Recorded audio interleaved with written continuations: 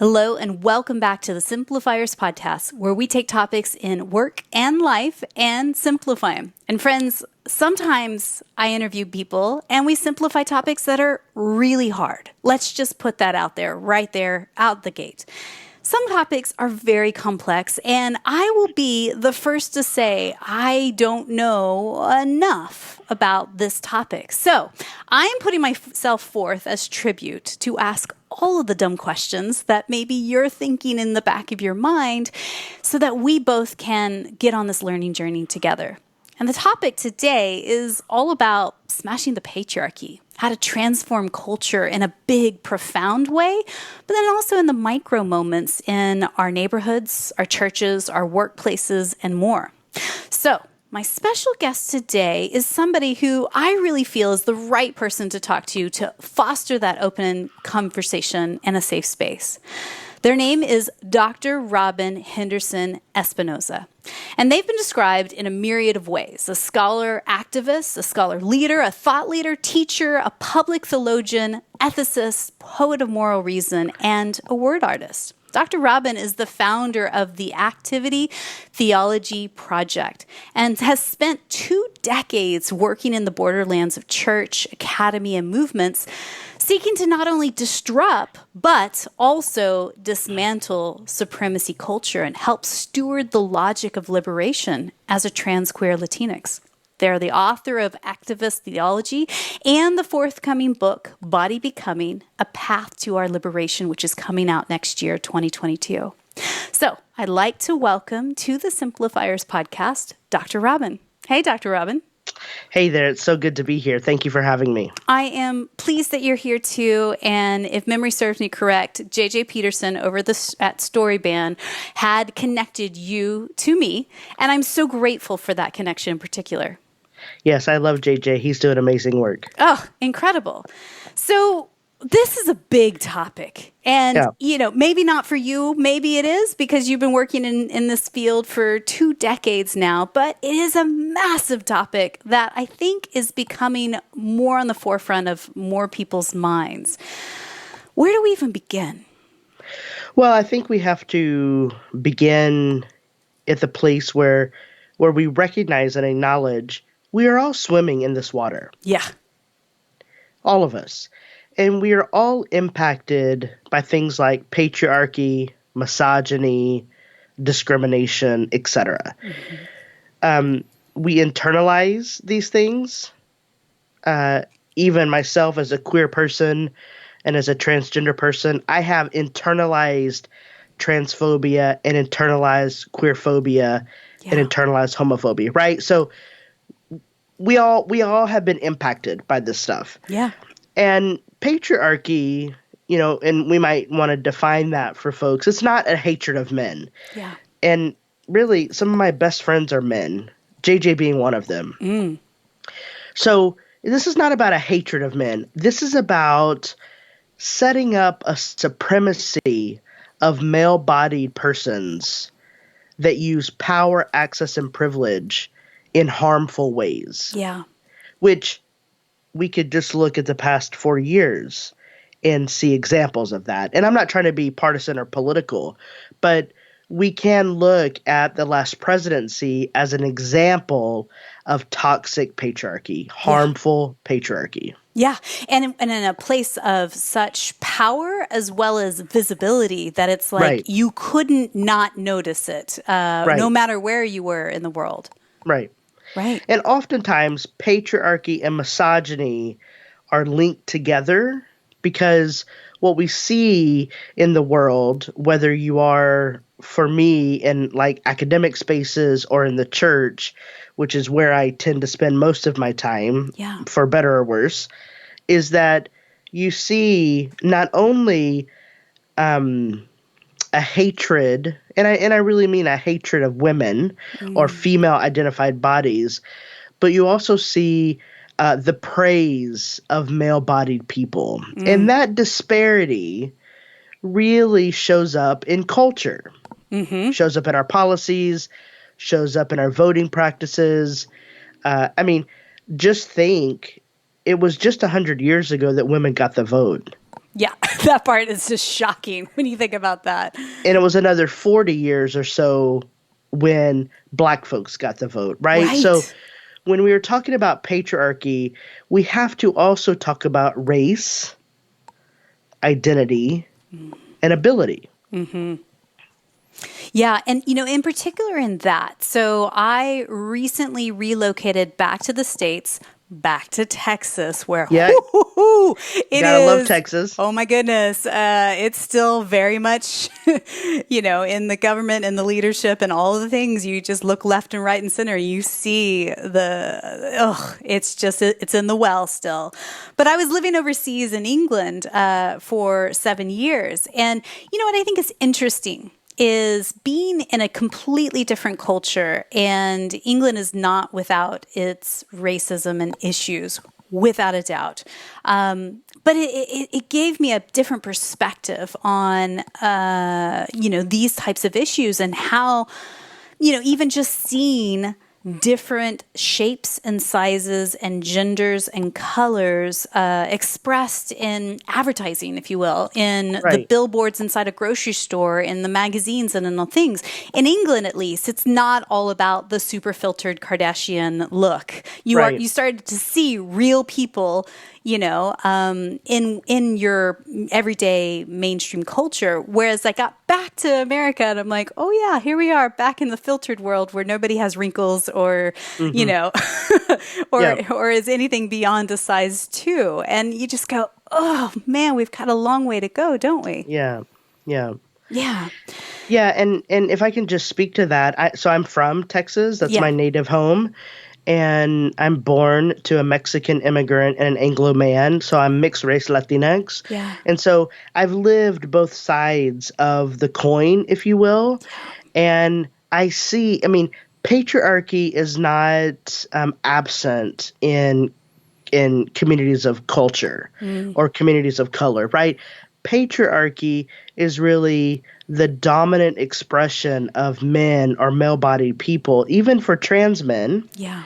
And we really need to get a handle on that, because what I want to do in the world is for us all to be better. I really believe that we can be a more perfect union, but we have to address the thorn in our side, if you will. Well, in your academics and studying over the last few decades, what do you think is underneath that? If we could peel the onion layers back, why do you think men, particularly white men, have been the role model of power and leadership? What's actually underneath that? What drove that, do you think?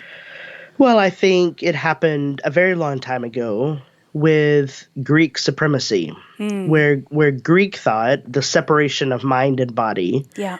when that happened, and the acceleration of that kind of mentality or philosophy, if you will, I think has accelerated patriarchy. Now, let us also remember that women, white women in particular, are in close proximity to patriarchy. And white women often exhibit patriarchal or male-bodied tendencies. So I'm binging Mad Men right now, Yeah. and I started it late last year.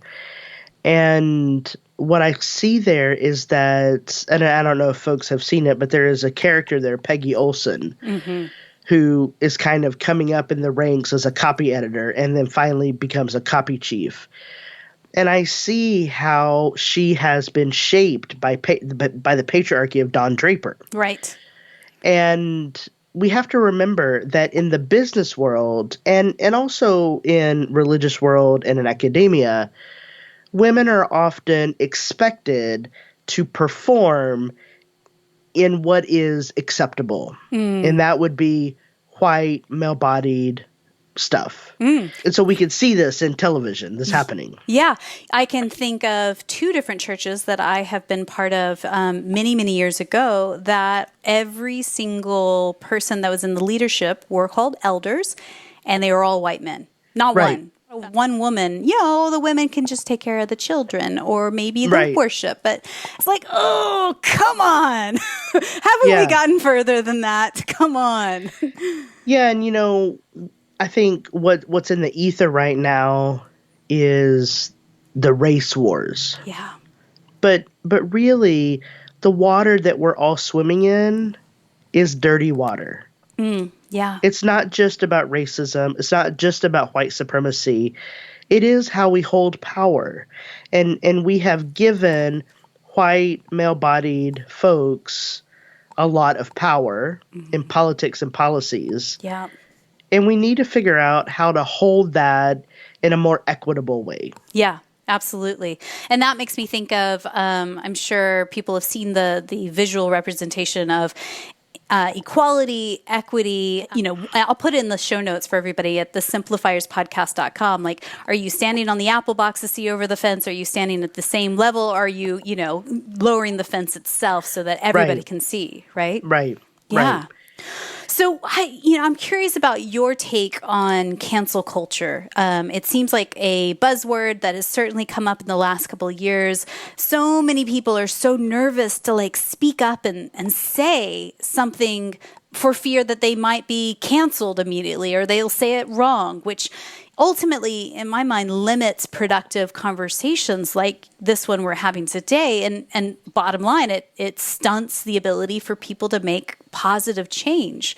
Yeah. So how do you suggest people create safe spaces for what sometimes is super awkward conversations?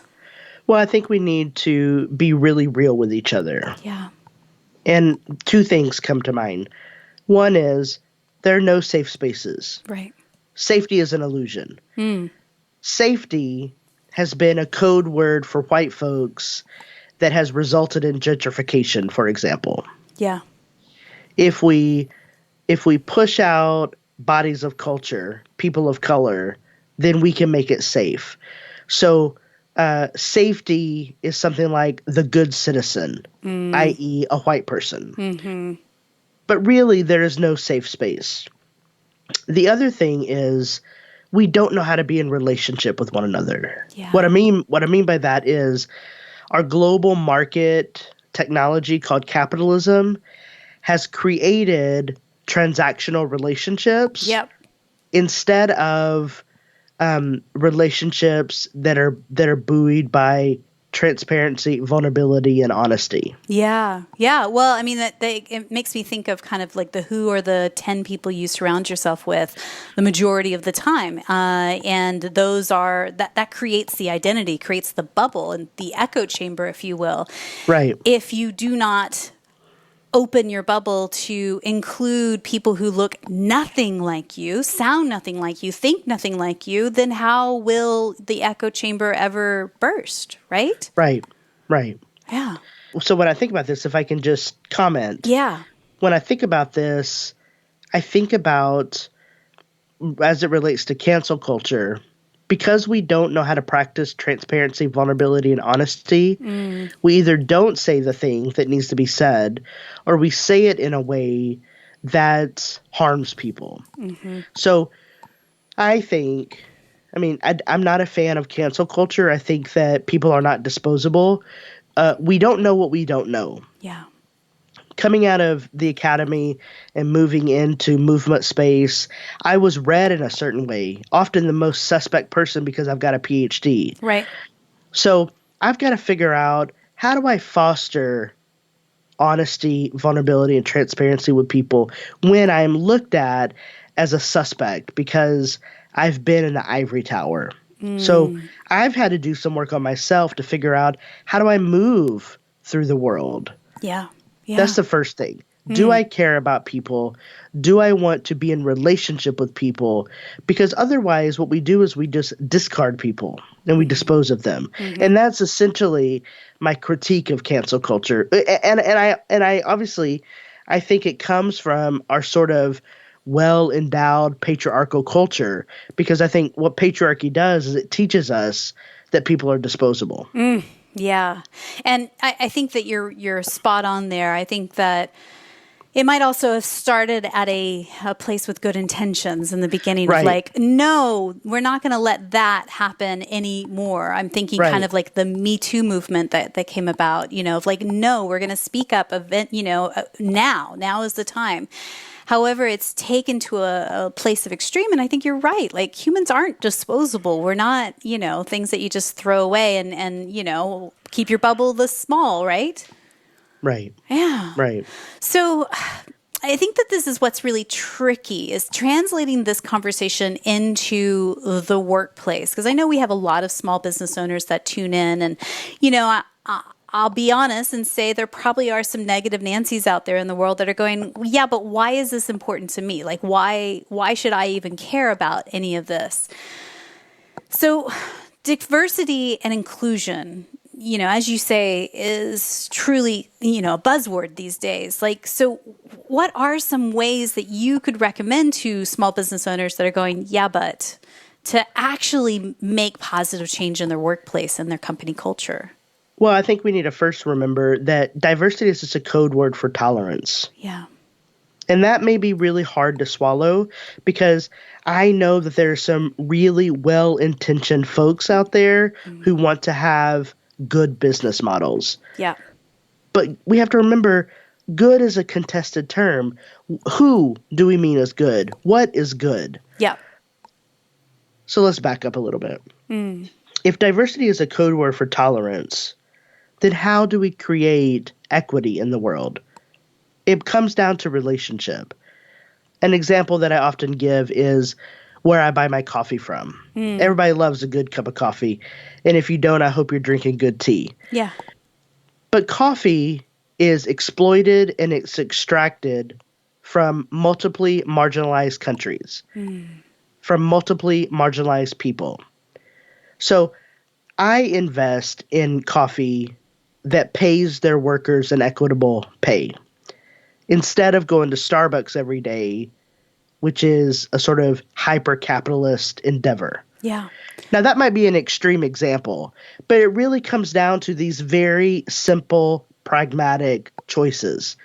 Where do you buy your coffee? So on the simplest one of the coffee, how do you know that data? Like, is it written on the label? Are you doing the research? How are you finding the best coffee that treats their workers with a fair wage? Well, I happen to be on faculty in Berkeley, California, and I happened upon this coffee shop in Davis, California called Pachamama.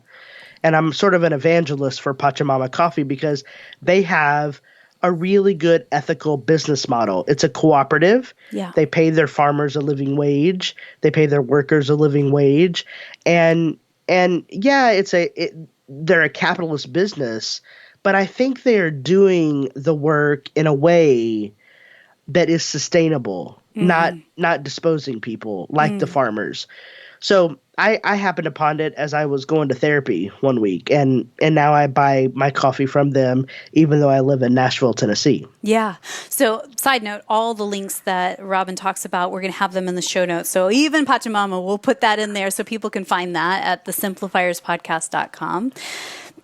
And so building on that simple idea of your coffee, but, could we potentially do that for all things we consume, all things that we, supply in the workplace, but then, put in our pantries as well, right? Well, let's just take food, for example. Yeah. Did you know that Whole Foods is invested in prison labor? And now this might feel far from patriarchy, but it's all tied up together. Remember, we're swimming in these waters. Yeah. So oftentimes prison employees receive 1 or 2 cents an hour for an 8 to 12-hour day. In America. In America. Whole Foods is a partner in some of these private prisons. So I shop at Whole Foods, but I try to reduce what I buy from Whole Foods so that I'm not contributing to this kind of practice. Yeah. Now, I know that there are lots of feelings about prisons. People don't want to defund the police, but again, it's all wrapped up together. So we have to talk about these really touchy things. Right. I started buying my vegetables from a farm, a local farm here in Tennessee, a women-owned organic farm. So I pay a little bit more, and I'm doing a community-supported agriculture, a CSA, Yeah. which is what I do with my coffee too. So I'm paying a little bit more, so I reduce my spending in other places so that I can buy locally and support the community in where I live. Yeah. And just a practical way for you also that's listening out there to get connected with your local farmers markets and things. There is a nonprofit organization called Slow Food USA. They also have an international arm to it as well. And so you can go to Slow Food and find your local chapter. We have one here in DFW, which will connect you to these exact farmers that are out there doing Yes. good work, ethical, Yes. fair wage work. Because I think sometimes this stuff is like, yeah, that's good in theory, but practicality, how do I do it? I just got to get some food at the grocery store. So you turn your conscious brain off. You press the big red F it button. You just go, oh, I'll just buy whatever, right? I'm just going to go to Walmart and get the stuff because it's the cheapest, right? Right. Or wherever it is. But I think you're right. I think change can happen in micro ways like this, just slowly integrating this into your intentional choices throughout the day, the week, the month, the year, right? Well, again, I think it's about relationship, right? Yeah. What is the relationship we have to ourselves, and what is the relationship we have with each other? For me, I love meat. Now, I love my vegetarian and my vegan friends Yeah. and my paleo friends and whatnot. But I love a good tri-tip. I love good barbecue. I love good meat. If I'm going to eat meat, then I need to be able to source it from a place that has a relationship with farmers. Yeah. So every Saturday, I go to Bare Bones Butcher here in Nashville, and I buy directly from a butcher that services me chicken every week and whatever else I want, beef, pork, etc. Yeah. So smart. And, going back to like the workplace and thinking about diversity and inclusion, and not just being a thing you check off your to-do list, but actually doing it with intentionality. And as you say, like building relationships. Talk to us about like how we can better define our workplace hierarchy or where we scout for new talent, all of that stuff. Well, in the same way that I buy locally for a veggie CSA from the farm and the butcher shop, it's about relationship. Yeah. So, as a small business owner myself, I am always thinking about who do I want to be in relationship with that can help translate my work to the public square. Who are those people? And for me, it's a wide range of people. It's not just white people, it's not just people of color. Some people are differently abled. Yeah. Some people are white men. But it's about relationship for me. So diversity, equity, and inclusion, for a lot of people, it is just a checkbox. Yeah, I've done the training. Yeah, we've hired our token person of color. Yeah. But really what we're communicating is we're just tolerating these people. Right. And we often use that language, these people. Yeah.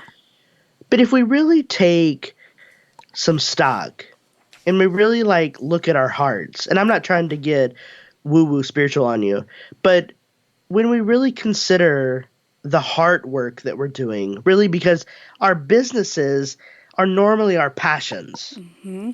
So can we be as passionate for different people as we are for our business? How can that alignment inform our business structure? 100%. And you can go as woo as you want with me. Absolutely fine. I think that there is, when you talk about alignment, I hear just energetically being aligned with source, universe, God, whatever you want to call it. Yeah. When you are energetically aligned in that way, there isn't any tolerance on the table. It's the currency is love. I mean, at the base level. Absolutely. Right? Yes. Yes. And that's what I think comes back to what you're saying about really getting in relationship with those who look, feel, think differently than you. It requires you to stretch outside of your comfort zone. Which makes me kind of think of, like the bell curve of innovation, right? Like the innovation adoption life cycle. People have probably heard this a bazillion times, but like there's 5 different types of people in the world, right? There are innovators, there are early adopters, early majority, late majority, and then laggards. And that comes with all things, people that Right. started listening to the radio, people that started to, go here, there, other ways, or thinking differently, or even considering gender pronouns as being, a very important thing to be Right. aware of. Right. I guess the question is, where are you, listener, at on this particular topic? Are you an innovator like Dr. Robyn? Are you an early adopter who's paying attention and saying, hey, I don't know stuff. I'm going to go out and do the work and research and learn about it and listen and all the things? Or are you somewhere further down the spectrum, right? Yeah. Yeah. You make a good point there. The currency has to be love. Yeah. Because if actually we don't care for people, if it doesn't matter to me that the folks that I employ are okay and flourishing, Yeah. so this is about living wage, then I am practicing that kind of toxic masculinity, toxic patriarchy that is harmful. Yeah. Yeah. So the currency always has to be love and empathy and care. And it perpetuates the brokenness if you don't Exactly. otherwise. So that reminds me of a conversation I had recently with Serena Hicks. Her topic was all about how to make big, happy money. And she, too, is also very invested into smashing the patriarchy. She's a mixed race woman and coach. And that's exactly what she said. First thing about understanding money and money flowing into you, your organization, or otherwise is that it has to flow out equally. Yeah. And a fair wage to your workers, your employees, your vendors, suppliers, partners, all of that is certainly true. Yes, Yeah. absolutely. Absolutely. So offline, you and I spoke about 2 questions that we need to ask ourselves first, specifically when considering our identity and the positive changes that we actually want to see and create in the world next. What are those 2 questions? Well, if my memory serves me right, and correct me if I'm wrong, Yeah. the first question is, who are we and how do we know? Yes, that's it. Who am I and how do I know? What does that mean? Well, this question comes from a philosophical question Sure. that Thomas Aquinas said or wrote. And Thomas Aquinas wrote, who is God and how do we know? And it was a whole philosophical argument. I've sort of adapted that question to ask of ourselves, who am I and how do I know? Yeah. So what shapes me?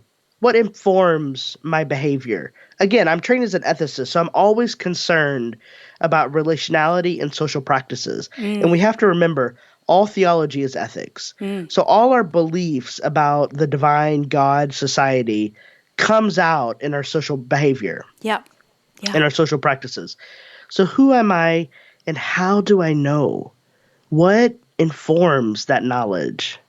And it makes me just think back to what we were just talking about with the 5 different types of people. The people who are resistant to the change know exactly who they are and they want to stay in this bubble, right? Right. So what do you Right. say to that person? Well, I left the Bay Area to move home to the South, to root my scholarship and activism as a trans queer Latinx in the South. Yeah. I'm originally from Texas. I decided not to move back to Texas. I came to Tennessee. Yeah. Same difference. It's the same policies, same politics. But I decided it's really hard to hate people over a meal. Who doesn't like food? So any chance I get, I have a meal with someone who doesn't agree with me. Yeah. Why? Because hospitality breeds compassion. Without What a is the doubt. Latin root for compassion? Suffering with. Are we suffering with people in a way that creates conditions for more love, more empathy, and more care? Yeah. So I say, let's have more table fellowship. if I can use that language here. Yeah, of course. And that makes me think of something I saw on Facebook recently. I think it was a library in Switzerland that set up this little pop-up. It's very simple but elegant and profound, where there are two chairs and a topic, and the topic is I'm a Trump supporter, and you just get to talk and listen and ask questions with that person. I am a non-binary person. You get to talk, ask, listen. Yeah. And that's just simply it, a space to build that relationship, to come and listen and learn and grow your perspective of what is fair, what is identity, and what is the world now, and what can it evolve into as we expand our perspective. Yes. Yeah. I love that. So what are some ways that, beyond what we've said already, that we can actually get into deeper relationship with people who specifically look different than us? Like, how do we get past and move past that fear of getting out of our comfort zone and actually do it, not just talk about it? Yeah. But what's working for you and your community? Well, I would first say that we need to ditch this idea of color blindness. We all have biases. And when we see somebody with darker skin, something happens in us. Mm-hmm. We get activated. So we just need to be honest about that. Yeah.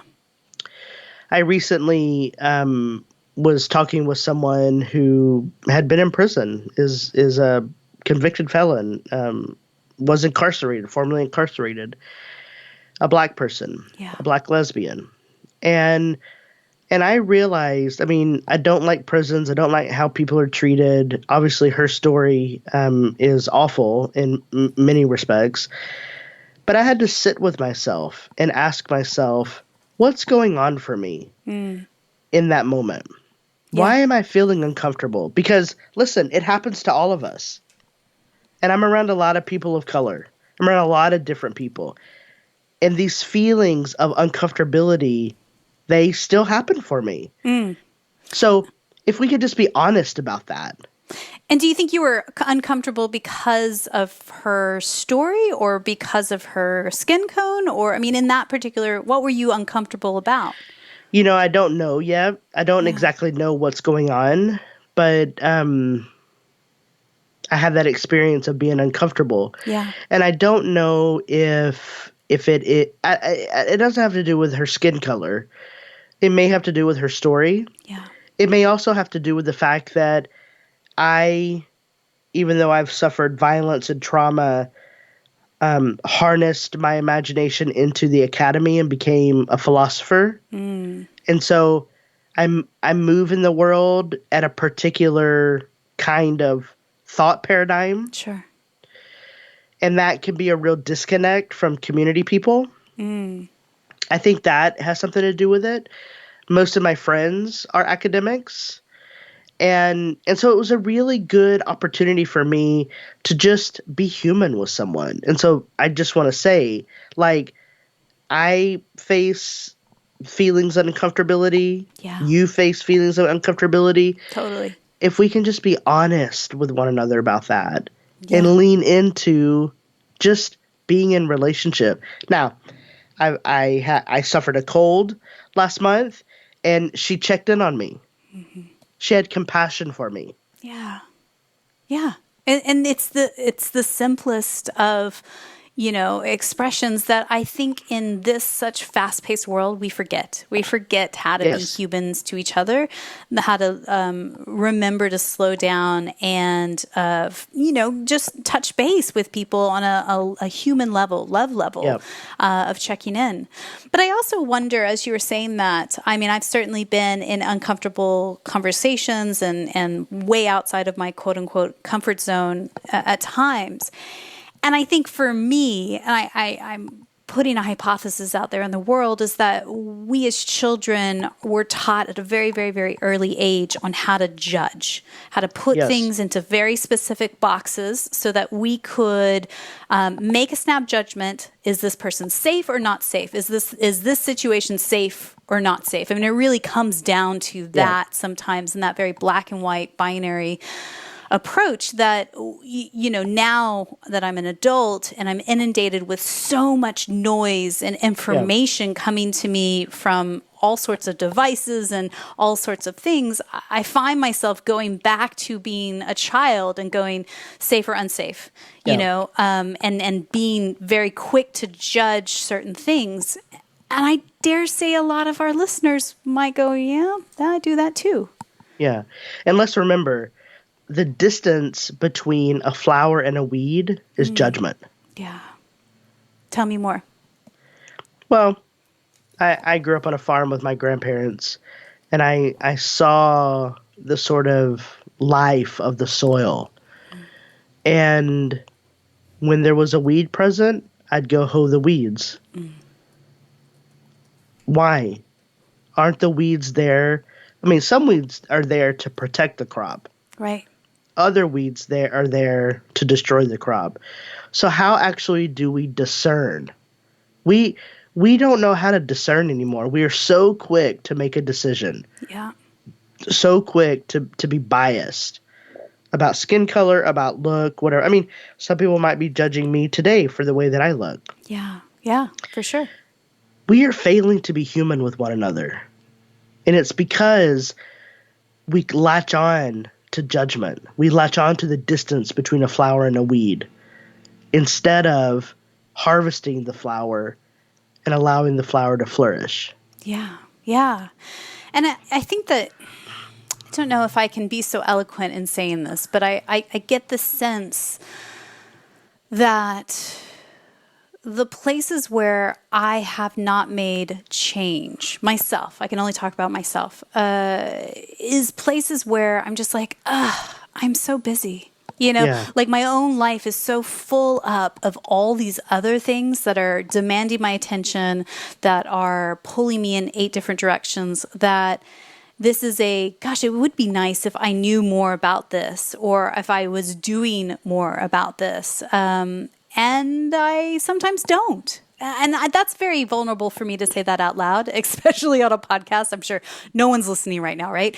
But it's true. In this kind of arena, I know very little, and I'm learning, I'm listening, I'm doing some research, but is it enough? Well, I think we can't get caught up in perfection, because perfection is a pillar of supremacy culture. Right. And if we're trying to smash the patriarchy, we also have to smash perfection. Right. And the urgency to be perfect. Right. Yeah. That chronic sense of urgency that's making all the white people read all the books about how to be anti-racist is part of the problem. Right. So what's the solution in that? What would you say is the antithesis of that? It comes back to relationship for me. Yeah. It's all about relationship. Now I'm not saying that people of color should be in or should consent to being in relationships that are going to harm them. I'm not saying that. But can white-bodied folks and those who are conditionally white or white passing, like myself, and myself, can we be in relationship with other people? Yeah. Yeah. And do we have that capacity? It's not just our neighborhood, too, because our neighborhood is technically the echo chamber of your socioeconomic status, right? So unless you're in a mixed, there's fixed income housing in your neighborhoods. I've lived in a space like that before as well. You got to break out of the bubble somehow, and really, with intentionality, seek out people who are nothing like you. So I'm kind of thinking in like practical terms, how do I get in relationship with people that look nothing like me? I could do it potentially at a church, but really being intentional about the choice of where I go. It's not just one gender, one skin tone, whatever. One that is truly diverse. I could volunteer at local nonprofits and charities in my city that are doing the good work of breaking these things down. How else can I get in relationship if I don't see these people in every day or in my little bubble of community? Well, what about the dog park? Yeah, that's true. What about the gym? Yeah. What about the grocery store? I mean, how many of us actually talk to the people who are doing, like, scanning our groceries? Yep. Yeah, it's true. Yeah. So maybe that's it. It's just overthinking what's possible, and awakening with our heart and our eyes of what is actually in our stratosphere and what we're seeing. Well, as my academic partner told me years ago, imagination is the best thing we have on our sides. We are not using our imagination. When we use our imagination, we can be in relationship with one another. We can create just and equitable businesses. Yeah. We can create the kind of world we long for. Yeah. And we have to imagine it. And that not only includes the people we hire, that work with us and helping us to deliver our products and services, but the people that we work with, our end user, the clients. Exactly. Are you marketing towards them? Are you creating a space for them and a price point for them at all levels? Yeah, that's a tough question, because I have had other guests on who have said, you got to really narrow in. You got to narrow into this specific, type of client, which doesn't always include everyone. Right. So let's change gears a little bit. How do you feel the patriarchy is affecting our society in ways that we may not actually see in this day and age? I mean, you said it at the beginning, patriarchy also affects the white man. Like, how is it affecting us in ways we don't see? Well, I think that our culture, our cultural body is unwell. It's sick. Yeah. And it's because, in part, of patriarchy. Lots of other things too, but in part because of patriarchy. And I see in my male-bodied friends how they are expected to be and to act. Right. And that worries me. Yeah, the whole man up, don't cry, toughen it up, all of the things. And so I think what we're seeing in this, we're seeing a crisis of masculinity right now. Yeah. Because we're teaching our little boys and young men to not be compassionate, to not be empathetic, and to not use the currency of love. We're teaching our young men and our little boys to use the currency of transactions. Yeah. And that scares me. Yeah. Gosh, there's so much to this, Robyn, and I am so grateful for your time and wisdom and sharing it with all of us here. And if you guys are curious and want to take this deeper, Robyn is also a podcaster, and you can find their podcast where you found this one, any podcast player that's out there. Also, you've got a new book that's coming out called Becoming, A Path to Our Liberation. Tell us about that. Well, it's about bodies and democracy. And it's in part story, in part political theory, in part a vision for democracy. And I'm very excited about the book. And the book will be out early next year. It's called Body Becoming, A Path to Our Liberation. And I think it will be a starter for folks around this kind of issue. Yes. And your podcast is called Activist Theology, correct? Yes. Great. Yes. Specifically connecting the dots between theory and action. Yes. So again, if this intrigues you, what we're talking about today, and this isn't a quick little episode that you can tie up with a red bow and go, perfect, we've simplified it, done, tick it off the list. It's just a spark. It's a start to a conversation that hopefully will invite more of you guys that are out there listening and myself to just take the next step, dig a little bit deeper, do a little bit more research, get out of your side of your comfort zone, and try something different. And that's how we transform culture. Yes. Yeah. So, Dr. Robyn, I have a few questions as we wrap up that I like to ask everyone. And again, thank you so much for your time today. Yeah. My first question is this. Tell me, what's one book or blog that you're reading these days that's either inspiring you or poking holes and challenging your belief system? Well, I like two books. One is Begin Again, which is by Eddie Glaude, and it's a book about James Baldwin. And the other book is Broken Horses by Brandi Carlile. It's a beautiful book. Both of them are. That's great. We will put those links in the show notes so people can check those out. I have not read either of those, so excellent recommendations there. So tell us, who is one person in your network, somebody that you know personally, you just feel is up to brilliant things? We could shine a spotlight on them, and who knows, maybe one day we'll have them on the podcast. Well, in 2018, I met a human who I've come to really appreciate, and their name is Erin Law. And Erin is a somatic practitioner, and somatics is, like all with the body and how the body is the wisdom and healing of the world. They are actually writing the afterword to my book, and they're pretty amazing. Cool. Well, we will look them up as well and put their link in the show notes. So if people are curious about Erin and the work that they're doing out in the world, you guys can check it out there. Again, the simplifierspodcast.com.